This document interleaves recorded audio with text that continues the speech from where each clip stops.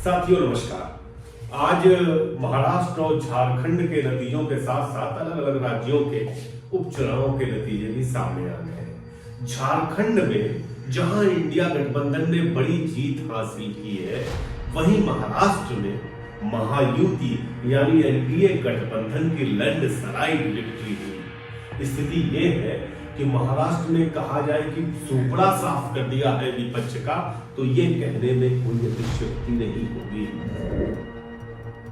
अब बड़ा सवाल देश में चर्चा में है कि आखिर क्या वजहें हैं कि जिनकी वजह से महाराष्ट्र में ये हो गया कि भारतीय जनता पार्टी जो कि 149 सीटों पर चुनाव लड़ी थी, वो 130 सीटों पे जीती। निसंदेह ही ये आश्चर्यजनक है। मतलब मुझे लगता है कि 2019 के लोकसभा चुनाव के बाद ऐसा पहली बार हो रहा है, इतनी बड़ी जीत, और ऐसी जीत जो आश्चर्य में डालती है।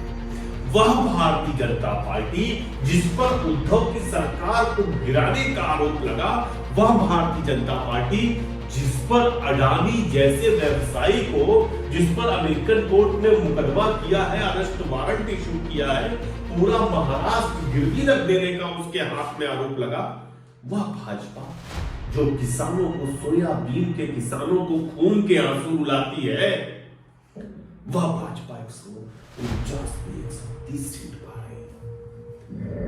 और वह विपक्ष जो लगातार जनहित की बात करता है, वह विपक्ष जिसके पास जो कहता है कि हम किसानों को किसी कीमत पर भूखे नहीं मरने देंगे, कर्ज के बोझ से तले नहीं मरने देंगे, जो रोजगार की बात करता है, जो महंगाई को कम करने की बात करता है, वो चुनाव हार जाता है।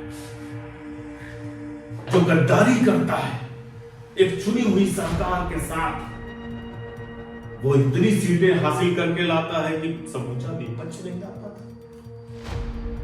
यह जनादेश महाराष्ट्र का जनादेश है। जब मैं देख रहा था कि सोशल मीडिया पर कि तमाम लोग इस नतीजों के बाद कांग्रेस पार्टी की ऐसी आलोचना कर रहे हैं कि कांग्रेस पार्टी का संगठन खराब है, कांग्रेस पार्टी में नेतृत्व सही नहीं है, राहुल गांधी की आलोचना कर रहे हैं, पार्टी के तमाम नेताओं पर आक्षेप लगा रहे हैं। लेकिन जमीनी हकीकत जो है उसको कोई बयान नहीं कर रहा है, जबकि सबकी आंखों के सामने है। ये सच्चाई है। इस सच्चाई को नहीं भूलना चाहिए कि कांग्रेस पार्टी बेहद अभाव के साथ महाराष्ट्र और झारखंड का चुनाव लड़ी है। हरियाणा का चुनाव भी बेहद अभाव के साथ।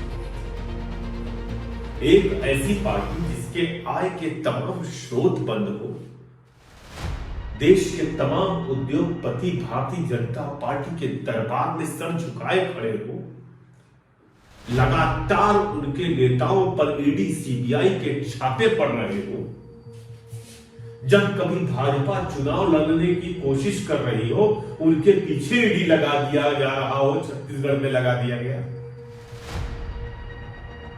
स्थिति यह है कि हिमाचल प्रदेश जैसे राज्य में अपने वोटरों को गिरवी रखना पड़ा। कांग्रेस पार्टी को कोर्ट ने अभी आदेश दिया है, कल ही आदेश दिया है कि नहीं चलाइए, नहीं तो ये दिल्ली में इनका जो हिमाचल भवन है वो तक चला गया होता। तो दरअसल है क्या, बड़ा ये अंग्रेजों वाली नीति है ईस्ट इंडिया कंपनी वाले की, कमजोर करो। ईस्ट इंडिया कंपनी ऐसे भारतीयों को कमजोर करती थी, भारतीय राजाओं को कि कमजोर करो, इतना कमजोर करो कि अपनी सत्ता जो है ले जाकर बेहद बुरे आर्थिक दौर से कांग्रेस पार्टी गुजर रही है। स्थिति यह थी कि उनके पास जो इलेक्शन एजेंसीज होती है, कैंपेन एजेंसीज, उसको देने का पैसा नहीं। उस अभाव में कांग्रेस पार्टी चुनाव लड़ रही है। इस बात को नहीं भूलना चाहिए। अपने कार्यकर्ताओं के दमखम से जो चंदा हासिल कर रही है, उस दमखम से कांग्रेस पार्टी चुनाव लड़ रही है। तो क्या किसी के पास पैसा ना हो तो उसे चुनाव नहीं लड़ना चाहिए? सीपीएम सीपीआई जैसे दल, तमाम दल अर्थाभाव के कारण खत्म हो गए, तमाम छोटे दल खत्म हो गए। तो एक बड़ी जो दिक्कत रहेगी पैसे की, धनाभाव की कमी जो कि साफ साफ इलेक्शन में दिखी, प्रचार में भी दिखी, जो कि नजर आ रही थी, साफ दिख रही थी। एक दूसरी वजह, सीटों का ऐलान बहुत विलंब से हुआ। महाराष्ट्र विकास आघाड़ी में सीटों का ऐलान बहुत शर्मनाक ढंग से काफी देर से हुआ। इसकी वजह क्या है वो हम बताएंगे, लेकिन सच्चाई ये है कि अरे भाई चुनाव की घोषणा हो गई है, सब कुछ हो गया, उसके बाद भी आप लटके हुए हो, तय नहीं कर पा रहे हो। आलम ये हो गया कि नाना पटोले को, उद्धव ठाकरे को चिट्ठी लिखना पड़ा, राहुल गांधी नाराज हो गए और अंत में किया गया कि 90-90 सीट आपस में बांट ली। नहीं बोलना चाहिए, कांग्रेस केवल 90 सीटों पर चुनाव लड़ी, शरद पवार पर 90 सीटों की जिम्मेदारी थी, 90 सीट उद्धव ठाकरे की थी, 18 आदमी की थी। तो कुल मिलाकर के जो सीटों को बंटवारे में लगातार देरी हुई, संजय राउत को कहना पड़ा कि हम नाना पटोले से बात नहीं करेंगे, हम राहुल गांधी से बात करेंगे। भाई गतिरोध दूर कर लिए होंगे। लगातार ये लोग मांग रहे थे कि मराठवाड़ा में हमको ज्यादा से ज्यादा सीटें दे दीजिए, उद्धव ठाकरे तैयार नहीं। दिक्कत तो आएगी ही आएगी। जब सीटों के बंटवारे में समस्या आ गई तो एक जनता के बीच संदेश चला गया कि ये तो एक नहीं है, ये क्या चुनाव लड़ेंगे। बड़ी वजह बनी सीटों के बंटवारे में देरी। उम्मीदवारों का जब चयन पहले कर लिया जाता है, बंटवारा हो जाता है, तो चुनाव लड़ने का पर्याप्त समय आपके पास रहता है कि आप चुनाव लड़ लेंगे। ये नहीं हो सका। दूसरी बड़ी वजह, जो भाजपा, जो महायुति ने फ्रीबीज की घोषणा की, उसने जनता को बहुत प्रभावित किया है। केवल लाडली बहन योजना नहीं, लाडली बहन में तो 2 करोड़ महिलाएं, 2 करोड़ कम नहीं होता, उनको 3 किस्त दे दी 1500 रुपए की। तमाम योजनाएं। अब पता है सोयाबीन के किसानों को इन्होंने कहा कि 6000 रुपए एमएसपी देंगे, वो तो देंगे। इसके अलावा इन्होंने एक योजना शुरू की थी नमो शेतकारी, जिसमें किसानों को प्रधानमंत्री किसान योजना के 6000 के तहत अलग से 6000 दे रहे थे, माने 12000 प्रति किसान। है क्या कि ये जो किसानों को फ्रीबीज देने का मामला है, ये तो पूरा कांग्रेस के दिमाग की उपज है। छत्तीसगढ़ में लागू किया था राजीव गांधी किसान न्याय योजना, भूमिहीन किसानों को भी दे रहे थे पैसा ही। अब उसका इंप्लीमेंटेशन बड़े कारगर ढंग से भारतीय जनता पार्टी ने अपने राज्य में, महाराष्ट्र। तो किसानों ने वोट इस नगद, देखिए होता क्या है कि जो पार्टी सत्ता में रहती है, लोगों को लगता है कि ये तो हमको अभी दे रही है भैया, पता नहीं दूसरी पार्टी आएगी, देगी कि नहीं देगी, तो लोग उसी पार्टी को वोट करते हैं जो उनको नगद पैसा दे रही है। और इस देश के लोगों को दुर्भाग्य है कि आदत सी पड़ गई है कि हमको पैसा मिल जाने का, काम न करना। वोट का क्या है, वोट की कीमत नहीं पहचान पाए। तो ये निश्चित तौर पर ये फ्रीबीज जो है बहुत असर डाली। कांग्रेस को इसका कार्ड ढूंढना चाहिए था कि क्या कार्ड है। जरूर उन्होंने कहा, खड़गे साहब ने भी बोला था कि 7000 रुपए एमएसपी देंगे सोयाबीन का, किसानों का कर्जा भी माफ होता। लेकिन दरअसल किसान जो है महाराष्ट्र के, बहुत निश्चित तौर पे हर साल इतनी बड़ी संख्या में आत्महत्या होती है। इस साल कितने लोग, जहां पर माने मराठवाड़ा रीजन में जहां पर किसानों की भारी संख्या में मौत हुई, वहां पर सोचिए, मैं आपको बताऊं कि 46 में से 36 सीट जीत गई महायुति। मराठा तीसरी वजह जो पूरा मराठा सेंटिमेंट था उसको भुलाने में महाराष्ट्र विकास आघाड़ी असफल हुई। खुल के बोल रहा हूं, मैं आपको बता रहा था कि मराठवाड़ा में 46 में से 36 सीटें जीती। मनोज जरगे का पूरा आंदोलन पता नहीं कहां गुम हो गया। नहीं चाहिए लोगों को आरक्षण, क्या करोगे आप। मराठवाड़ा रीजन जहां पर जो गढ़ माना जाता था शरद पवार कांग्रेस पार्टी का, वहां पे जो हाल हुआ है वो बेहद शर्मनाक है।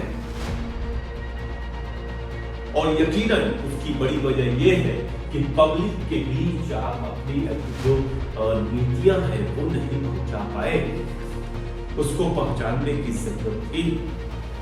और मराठवाड़ा में सब लोग कह रहे थे कि मराठवाड़ा जीते तो देश के महाराष्ट्र जीते। वहां पीछे रह गए। एक चौथी वजह जो मुझे नजर आती है, मुद्दों की सही पहचान होना जरूरी है। यह याद रखिए, हरियाणा का सबक है, ये छत्तीसगढ़ का सबक है, ये सबक राजस्थान और मध्य प्रदेश का भी है कि महंगाई बेरोजगारी अब कोई मुद्दा नहीं रह गया। मुझे नहीं लगता कि जो महंगाई से त्रस्त है, बेरोजगारी का रोना रोते हैं, वो वोट डालने में जाते हैं। मराठवाड़ा का मैं जिक्र कर रहा था, बटेंगे तो कटेगा का नारा वहीं पे सबसे ज्यादा चला। क्या करोगे आप? किसान अभाव में मर रहे, बेरोजगारी चरम पे। महंगाई, बेरोजगारी, भ्रष्टाचार अडानी का हो चाहे किसी का, वो कोई मुद्दा नहीं है। कांग्रेस पार्टी और विपक्ष मुद्दों की पहचान करने में पूरी तरह से विफल रहे थे कि वह कौन सा मुद्दा है जो काम करेगा चुनाव में। जो कट्टरता है वह केवल भाजपा की पसंद की जा सकती है। शिवाजी की मूर्ति गिर गई, भाजपा को इसका क्या असर पड़ा आप बताओ? उस मुद्दे को उठाने का फायदा क्या? असल कट्टरता का मुकाबला मोहब्बत से ही हो सकता है, लेकिन वो राहुल गांधी की मोहब्बत की दुकान खोली कैसी जाए, उसकी शुरुआत कैसे की जाए, ये जानना, ये सीखना। जनता को उसके दुखों पर मरहम कैसे लगाया जाए, उसको विश्वास कैसे दिलाया जाए, बड़ा सवाल ये है कि हम तुम्हारे इस दर्द की पहचान करते हैं और हम हैं जो तुम्हें इससे निजात दिलाएंगे। ये बेहद जरूरी है। दरअसल जरूरी नहीं है कि पूरे महाराष्ट्र की समस्याएं एक जैसे ही हो। मुंबई के लोगों के लिए बाढ़ बड़ी समस्या है। किसको पड़ी हुई है धारावी की? जाकर देखिए धारावी का नतीजा क्या रहा। इतना हो हल्ला हुआ कि अडानी ले लिया, ये ले लिया। क्या धारावी का नतीजा रहा? धारावी के लोगों ने वोट किसे किया? तो मुद्दों की पारखी नजर होनी चाहिए और इसके लिए निश्चित तौर पर समय की जरूरत थी। एक बड़ी वजह खासतौर से कांग्रेस पार्टी के लिए निसंदेह संगठन कमजोर है। पूरे देश में, खाली यहां महाराष्ट्र की बात नहीं कर रहे, संगठन में भारी फेर बदल की जरूरत है। बहुत सारे लोग ऐसे हैं जो प्रतीक्षारत है, जिनको सही जगह पे लाना चाहिए। बहुत सारे ऐसे लोग हैं जिनकी क्षमताओं का पूरा उपयोग नहीं हो पा रहा है। कांग्रेस को ये समझना होगा, ब्लॉक लेवल से लेकर के नेशनल लेवल तक नए सिरे से संगठन को बनाना होगा। ये वक्त की जरूरत है, डिमांड है युवाओं को ज्यादा से ज्यादा। राहुल गांधी चाहते हैं, निश्चित चाहते हैं ऐसा। कांग्रेस से जो प्यार करता है वो चाहता है, इसकी जरूरत है। और ये जब तक नहीं होगा चुनाव मुश्किल होंगे। एक आखिरी बात जो महत्वपूर्ण है, महाराष्ट्र के जो नतीजे आए हैं निसंदेह वो यकीन करने लायक नहीं है। लोग ईवीएम पर सवाल खड़ा कर रहे हैं। यह सच्चाई है कि ईवीएम जो है बड़े संकट की वजह बन गया है। संजय राउत क्या कह रहे हैं आपने सुनिए पहले। कैसा हो सकता है? आप अपने मन को पूछे, आप पत्रकार है, आप अपने मन को पूछे क्या महाराष्ट्र में संभव है? आप अपने मन को पूछे कि महाराष्ट्र में शिंदे को 60 सीटें मिलती है, संभव है क्या ये? अजीत पवार को 40 सीटें मिलती है, क्या ये संभव है?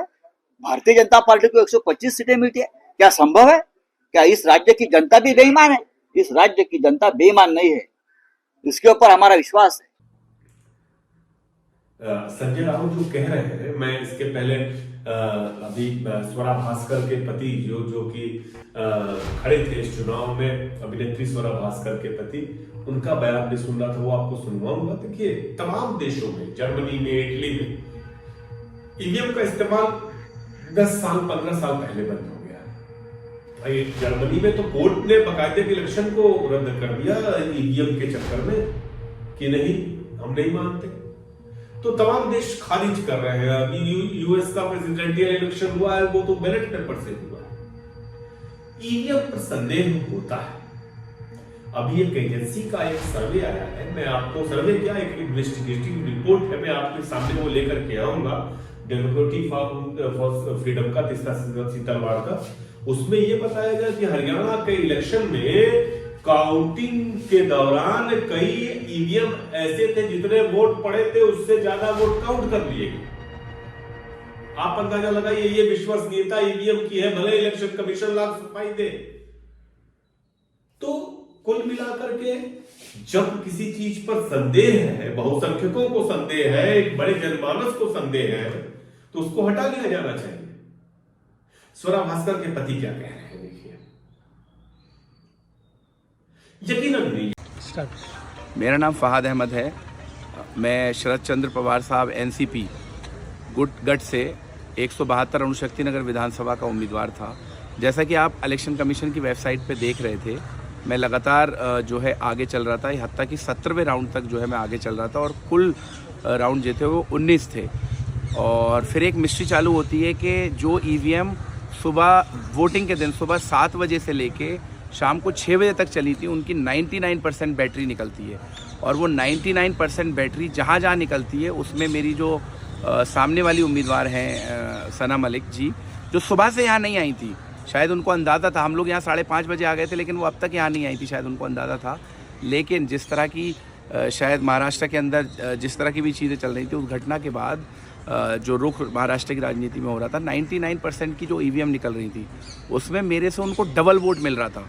और बूथ पे वो मुझसे पीछे चल रही हैं, लेकिन जैसे ही कोई भी ईवीएम खुलती है जिसमें 99% बैटरी है, उस ईवीएम को कहीं ना कहीं किसी ना किसी तरीके से उसमें डबल ट्रिपल का मार्जिन सना मलिक जी लेके चल रही है। ये बात बहुत महत्वपूर्ण है कि कोई मशीन लगातार उस पर वोटिंग हुई, उसके बाद काउंटिंग हुई, फिर 99% चार्ज है, ये कैसे संभव? इस पर यकीन कैसे किया जा सकता है? दरअसल ये पूरा जो महाराष्ट्र का नतीजा आया, हरियाणा के नतीजे की तरफ हैरानी में डालता है, चौंकाता है और विश्वसनीय नहीं है। लेकिन जिन मुद्दों की हमने बात की उनकी पहचान भी जरूरी है। जरूरी है कि आपसी झगड़े भुला करके जब चुनाव हो तो उसको गंभीरता से लड़ाई जाए। और यह हम सबकी जिम्मेदारी है कि कांग्रेस पार्टी या विपक्ष की आर्थिक स्थिति को भी समझें और उसके सहयोग के साथ खड़े रहे। हारे हुए अपने मित्र पर, अपने दोस्त पर पत्थर नहीं मारना चाहिए, उसके कंधे पर हाथ रखना चाहिए। नमस्कार।